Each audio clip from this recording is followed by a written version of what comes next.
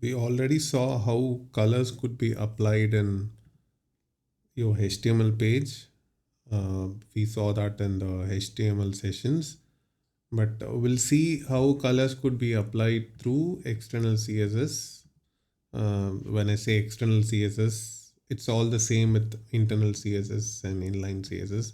But as we move forward with external CSS, as it is a very good practice, we'll stick with the external CSS. Now, when it comes to color, there are three primary color properties that we use. One is the background color that we saw earlier.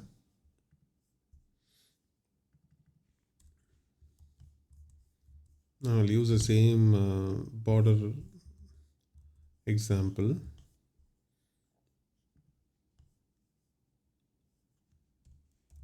Background color is the property, and then mention the color name.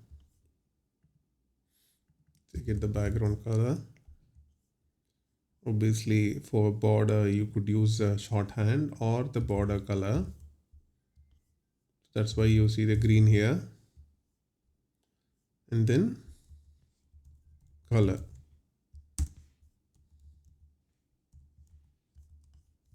Color is basically the text color. That's what you see here. So these are the primarily used color properties, but the way we use color could differ. Now you have to think about the way we have used here, like we have mentioned it in pure English. So green, aqua, and red. Other than these, there are like three other ways where you could mention colors. So which is the RGB, hex, and HSL, which we also saw in the HTML session. But we'll see that once again in the upcoming videos.